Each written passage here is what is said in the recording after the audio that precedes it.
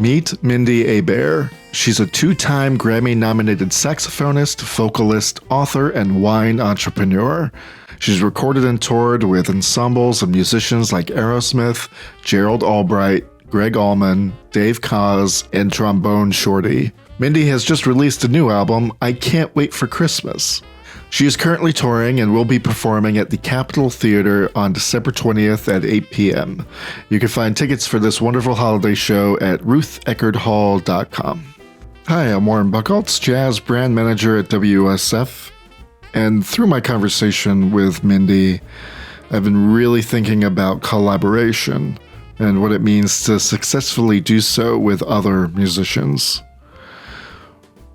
Mindi says a great thing in this conversation: write the song that's in the room, not the one in your head. Be willing and open to new ideas and possibilities. It's a sort of improvisation, that free-flowing creativity among one another, being on that same wavelength. She's also a wine entrepreneur and produces several wines with her husband, including one aptly titled Improvisation. Yes, and pour me a cup. All right, here's our conversation with Mindi Abair.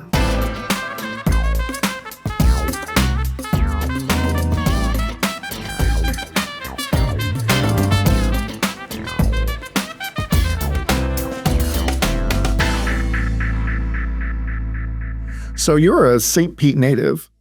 Absolutely. Born and raised. And so you've probably seen some of the major growth that's happened throughout the years. It's a whole different place than when I grew up there. It's grown and grown and grown. I mean, downtown St. Pete is unrecognizable from the little town it was when I grew up. Definitely.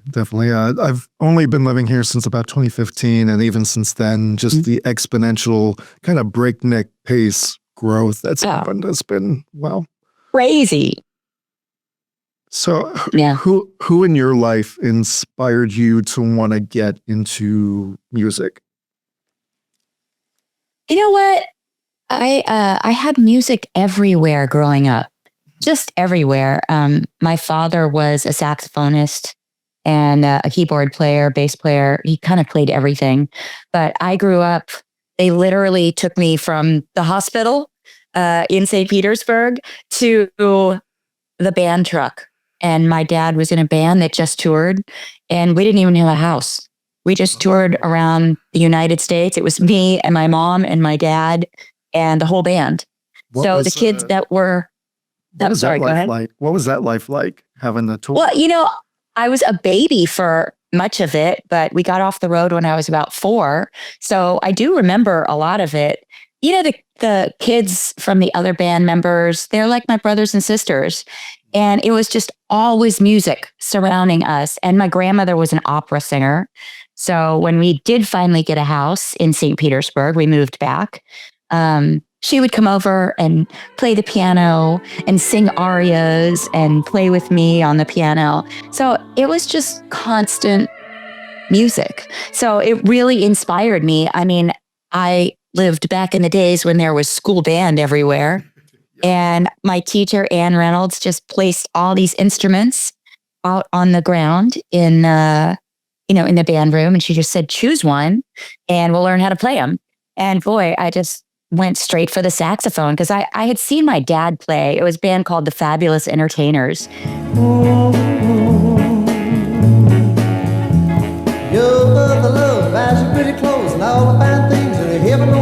It was like a blue-eyed soul band, and it was high energy. My dad would be the guy walking the bar, shimmying and shaking with the saxophone. Like he looked like he was having a blast. Yeah. So I chose sax. I'm like, I want to have as much fun as Dad's having.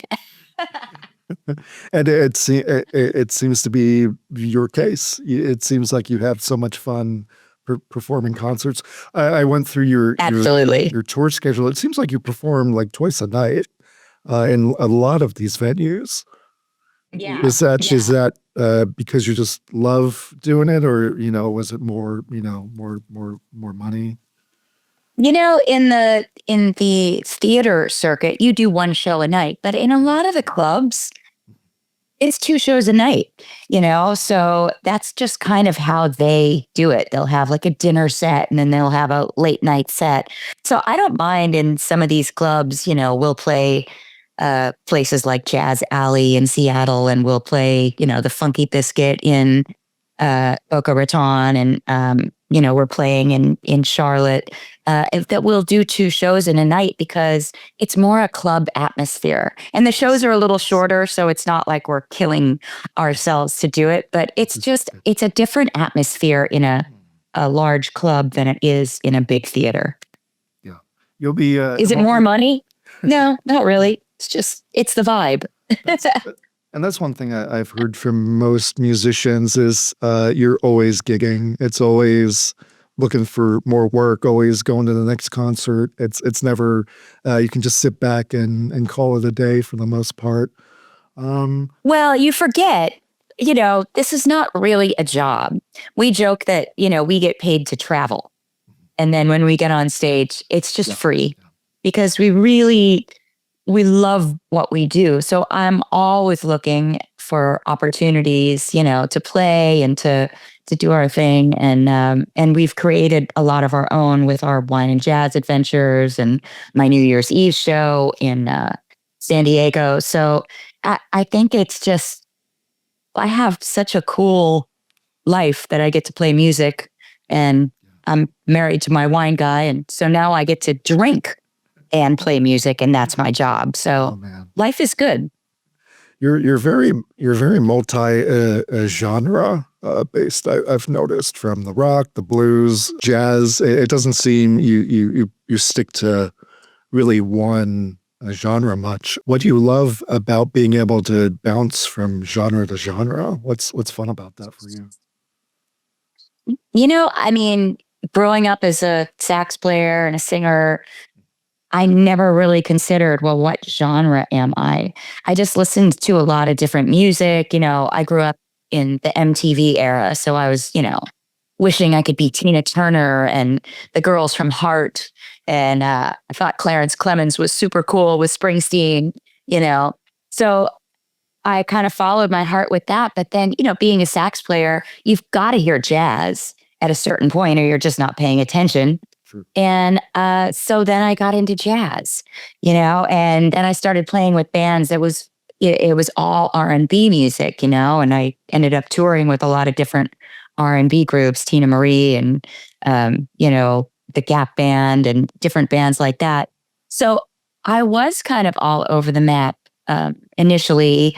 So I think that made way for a career that mirrored what I really grew up as, with, an opera singing grandmother and a father who came from a soul band, but put together rock bands for the better part of my childhood.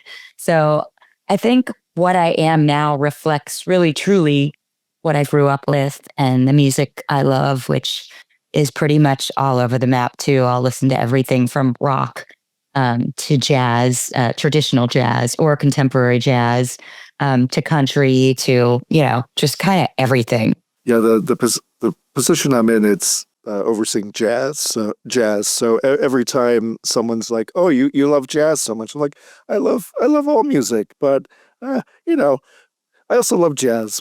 Jazz has been the majority of my career. Most of my success has been in the contemporary jazz world, and that's been amazing because the world of these musicians in this genre is just this beautiful family to be in. Everyone's just super nice. They're all immense musicians.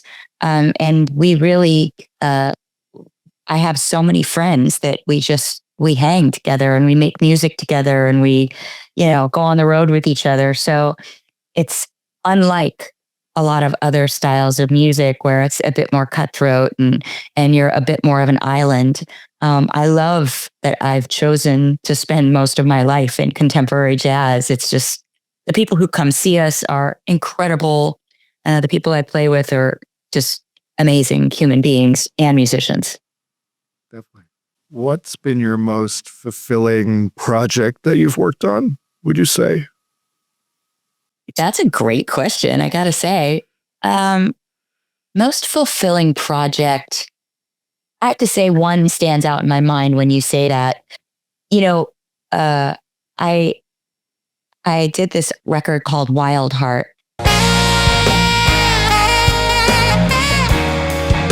And I believe it was 2012, 2013, something like that.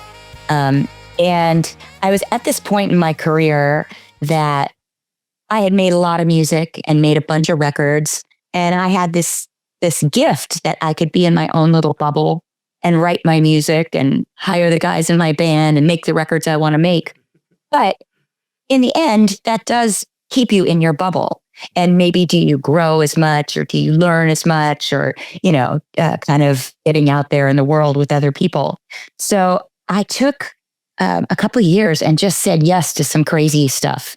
I wanted to get out of my comfort zone. So I said yes to American Idol. And I ended up doing 2 seasons on American Idol. I said yes to going on the road with Aerosmith, which was, hey, let's go, live this crazy rock and roll life for a summer, my summer tour with Aerosmith.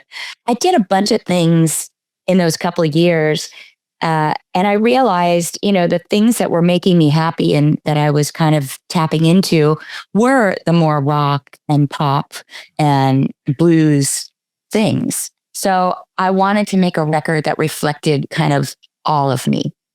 And I thought that the records I made before that were a lot of me, but it really didn't show that aspect of, this music that I would go play with other people. So I asked my friends to make this record with me. And Max Weinberg from Springsteen's band came in, played on a track with me. Trombone Shorty came in, played a track with me. Keb Mo, who we really started making music together really early on when no one cared about either one of us or coming to see us. Booker T. Jones and I wrote a couple songs for it and did it. Gregg Allman, I went to his house and wrote with him. It was just all people that moved me musically that I had done something with other than my career that came into my career and really helped me make this record that became so incredibly special to me. So that record, I feel like, was me stretching and relying on friends to help make me better and find, making a record as more me. I see. You have collaborated with so many talented people. What do you find? What do you practice? How am I formulating this question? How do you practice finding ways to positively collaborate with somebody? It is hard to work with people at times. And so how are you able to put aside whatever it's quote unquote egos or anything that musicians may have? What have you found to be the best practices? I think in collaborating, you have to go into any situation with the will to collaborate. And by that, I mean that you can't go in thinking you're going to get exactly what you want out of it. And that's the reason that I collaborate. I collaborate with people because I believe that they're going to bring something to a song or, a piece of music that I wouldn't come up with and that they're going to make it better. And sometimes you go down roads that I don't know if this is what I had in mind. But if you follow the path with someone and kind of trust in the process, many times it will be better than it would have been on your own. And I always have to check myself at the door and go, this is not just you. This is not just you getting what you want. This is about you collaborating and coming up with something bigger than you. And I do think you were very wise saying that. You do have to check your ego sometimes because you end up like, no, I want the bridge to be these chords. No, they have to be those chords. When in reality, writing with someone like Gregg Allman, I remember, he goes, oh, I want to talk about being a gypsy in the, and traveling and this. And I looked at him and I was like, wow, I never considered that. And he took the song in this whole different direction. And I just thought, whoa, okay, I'm going to get used to this. And I love it now. Oh my gosh, such a beautiful song. So you have to just step back sometimes from that A-type personality or just getting what you want out of it and rely on it's going to come out great. Just let it be. Let it form itself. Music is like that. Yeah, that's a great mantra. I love that. Let's let it be. Yeah, we have a saying when we're writing songs, write the song that's in the room. And it doesn't mean write the song that was in your head before you got into the room or write the song that you think you're going to write. Write the song that comes out between the two of you or the three of you or whoever's in the room. We can fly away from here. We got to take a quick break. We'll be right back. Hey, I hope you're enjoying this and all the quality content we offer through WUSF. We need your help, though. Like everything in an overcapitalized society, things cost money to operate, like creating all of the awesome videos and podcasts you see here. Now, I could break out the puppies and play to Sarah McLachlan and you break down and hit donate, but I think we're bigger people here.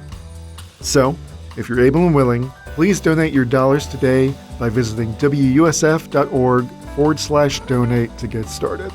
Anything helps, and your money goes toward producing all of this content, supporting our community, and a whole lot more. And if enough people do this, maybe these annoying ads will go away. Puppies! Donate today. By the fire with a glass of wine. Snow is falling and I'm feeling fine. I want to turn to your holiday albums.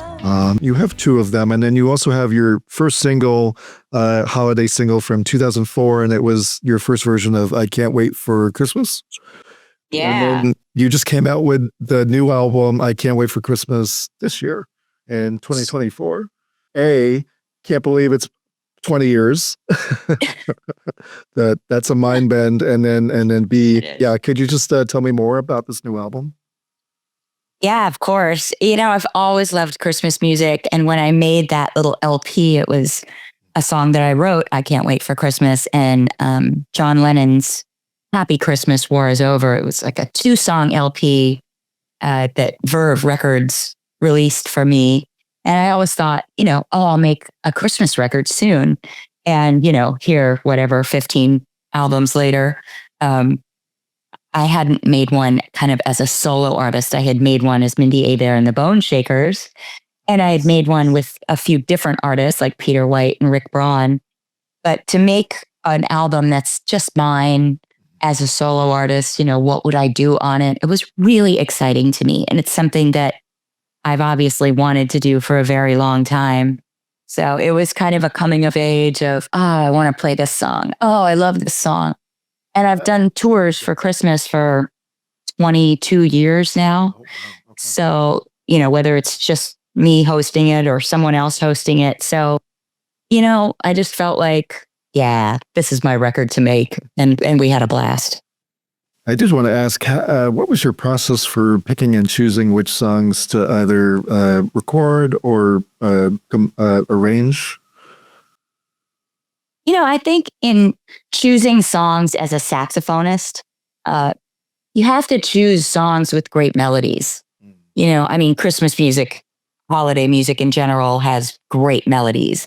But, as a singer, you've got words that draw people in and you've got lyrics that can, paint a picture. But as a horn player, you really only have a melody and that emotion to go with. So for me, I really chose songs that I just thought had really great melodies that I could, have fun with and play off of and create a really lasting album. I didn't want to make the really stylized, produced record. I wanted to make that record that you could listen to around the dinner table or opening presents or whatever for many years to come. And it just stands the test of time. So I went really classic on this one. It's definitely being added to my Christmas party playlist. Nice. It's a beautiful record. So, yeah. And then you have a show December 20th at Ruth Eckerd in Clearwater. Can you kind of give us an idea of what we can expect from this show? Absolutely. I mean, look, our Clearwater shows are always just special. I grew up in St. Petersburg. This is some hometown love.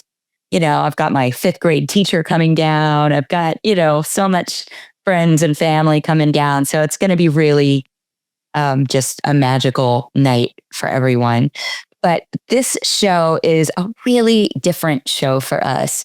And I put together a show that is almost like a theater production. So we have a narrator. So it'll start with narration, and it kind of walks you through. The tour name is I Can't Wait for Christmas. So it walks us through, the idea that, okay, I can't wait for Christmas and I want to put on a Christmas show. And then, I find friends to put on that Christmas show with, which are my cohorts on this tour, Lindsay Webster and Marcus Anderson. And so the whole show, kind of up until about halfway through, is us working our way towards a Christmas show. And we do it musically, and it's just all in the name of kind of fun and weaving this story about making our way to Christmas and how we can't wait for it and what it means to us. And I just think it's a really endearing show. And all of us are different performers. Marcus Anderson is from North Carolina, very soulful. He's a dancer as well, which is just crazy great. And Lindsay Webster is from Woodstock, New York. And she's got the voice of an angel. I mean, she just sings, and boy, the whole room goes, wow, she's incredible. So everyone kind of has their lane that they add to the bigness of this show. And I think it's super heartfelt, super emotive, with a ton of energy too. It's just really fun. So I think people will walk away absolutely in the holiday spirit. I guarantee it. I was going to ask what messages or even emotions do you want people to kind of walk away when they hear and feel your music? I think that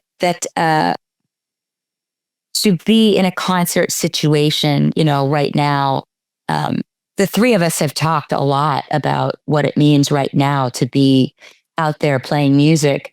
And it's been a divisive year for, so many different ways. To be out there kind of spreading this love and this joy and a unity that, that so many people feel this time of year that maybe they don't feel the rest of the year. And we just get to amplify that and just, sing songs about peace and love and Santa Claus and, being with your family. And I love that, call me the hippie girl. But I really, I want people to walk away with that joy of togetherness and that joy of singing Christmas carols together. And just escape for a couple hours into our show. And I think that's so important right now, to just give people here, come to our show, escape for a little while and smile and walk away with a little, more warmth in your heart than you came in with. Do you have a favorite moment from this show you could share? Well, I've got a couple favorite moments, but yes, I do. There is one moment that, when I was putting the set list together, there's a song that I wanted to do that's all a cappella vocals. And look, I've got some incredible instrumentalists with me. I mean, every musician in the band as the artists, they're just immense musicians. Like the guitarist who was on American Idol for years, he's with me on this tour. He's just a genius. But I also knew that everyone sang. So I had to kind of exploit that. So we did this arrangement of Hark the Herald Angels Sing. That's all a cappella. And everyone just comes up to the front of the stage and people don't quite know what to do. The audience is like, what's going on? And so we do this arrangement, and it's it goes through a couple different emotions, and it's just really cool. So that's been my favorite point in the show, that we all just kind of look at each other and go, all right, you ready to do something completely different? And so, yeah, we've had fun with that. It does sound like you're a fan of performing that kind of Christmas, New Year, holiday show. You said you've been performing 21, 22 years now of these shows. What keeps you coming back? I'm just a Christmas dork. I've always loved Christmas music. I've always loved the holidays. I've always loved this music. The melodies are so great. The message is so great. I even went so far this year as to put on a New Year's Eve event, because I just love the celebration of it. I love the coming together of it, and the idea that we can start a new year together and just do it in this incredibly positive, fun, musically charged way. So I'm putting on a 3-day concert event in San Diego, California for New Year's Eve. And it's just all food and wine pairings and wine and jazz pairings and big concert events. So I really love the holidays, I'll go to the beach during the summer, but I want to be playing music during Christmas and New Year's. When did you put up your Christmas decorations this year? I didn't. Oh, you did it? No, because right before Thanksgiving, I took everybody into rehearsals for our tour. So we were Christmas, it was Christmas, Christmas, Christmas. And then we all went to our families for Thanksgiving. And then we came back and we were literally on the tour. So at no time were we home during the holidays. It was just all right, it's the Christmas tour and we decorate the stage every night. And so that's our Christmas decoration. Oh, that's nice. That also must be kind of cathartic in a way, kind of helping to put out all these decorations, knowing that, yeah, you may not be home, but at least you're bringing that joy wherever you are. That's special. Yeah, I mean, we'll get home on Christmas Eve and, I'll probably just fall down face forward and go, whoa.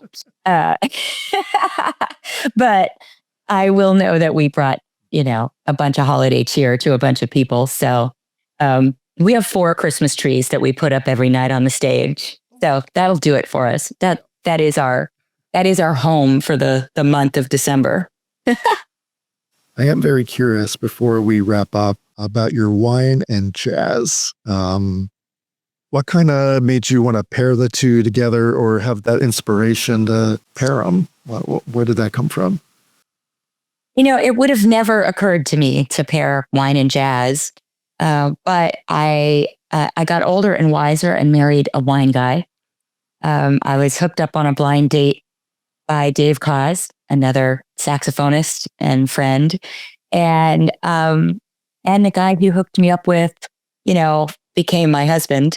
But as I've spent my whole life creating music, he's spent his whole life running really cool wineries like Kendall Jackson and Mum Napa and Perry Jouet. So here I am with this guy that's, really cool in this amazing industry. And he would take me to wine events and it was just a magical world. And he would bring home bottles of wine and I would be, oh, well, this is a Pinot Noir. It's elegant, but it's got a little earth to it. We're pairing this with soul music tonight. So I'd DJ, and that became our life. I'd be DJing and he'd be bringing home cool wine. And at a certain point, it occurred to us. We love to travel. We love to drink great wine. We love to play music. Why don't we just put our talents together, our passions together, and create our own company? So now we have our company, wineandjazz.com.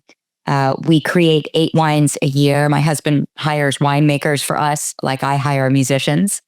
And we do all the artwork. It's music centric. And then I make a playlist for each wine according to the style. And they're all different. And so it's really fun for us. And then we take people around the world on our wine and jazz adventures, 5-star resorts, 6 days of curated concerts in different countries and amazing wineries and Michelin-starred restaurants. So this wine and jazz thing has worked out immensely. For a good night in of jazz, can you recommend a nice bottle of wine for a nice, say, a smooth jazz cocktail-ish? Well, I would say from our wines right now, our wineandjazz.com wines, we have a wine called Improvisation, and it's a Syrah, and it's amazing. It's this deep, dark, full-bodied red wine. And the playlist that I made for it, it's anyone from John Coltrane to Billie Holiday, Miles Davis, Cannonball Adderley, Wayne Shorter, Bill Evans. It's just a great playlist. So I'd say buy a bottle of our Improvisation Syrah and get crazy. But there are many great bottles of wine that you can have a nice night with some jazz and have some fun. I'll go right now. You're like, okay, and goodbye. I'm going to get my wine. See ya. No, final question for you. What's your 2025 resolution? Your big resolution that you want to work on next year? That's a great question. I want to enjoy my life, I really want to sink into it and just soak it all in. Sometimes life comes at you so fast that you get busy or you get, just caught up in doing a lot of stuff to kind of make it happen. But next year, I want to sink into it. I'm going to put out a new record, a new solo record.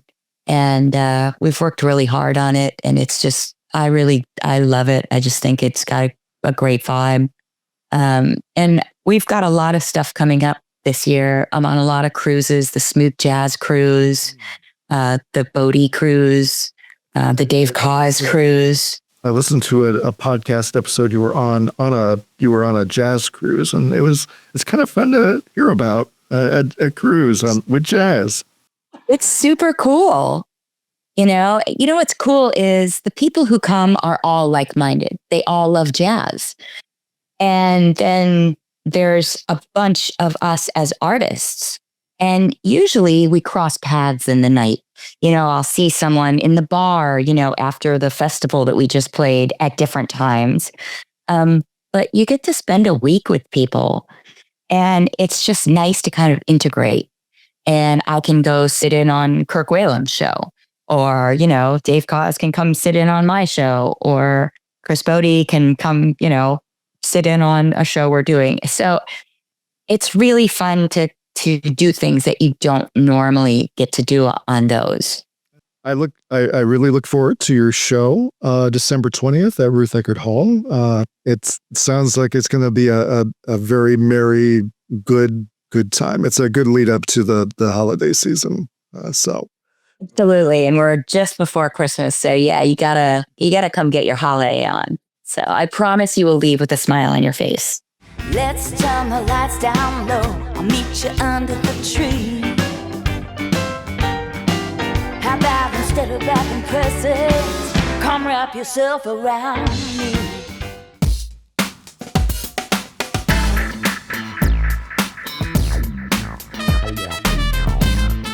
Be sure to see Mindi live in concert on Friday, December 20th at the Capitol Theater in Clearwater, Florida. You can learn more about this concert at rutheckerdhall.com.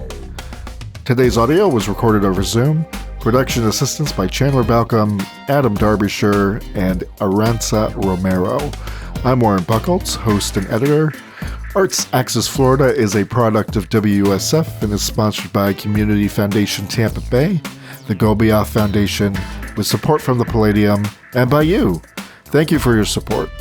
Learn more about jazz on Arts Axis Florida by visiting our website at wusfjazz.org. Copyright 2024, WUSF.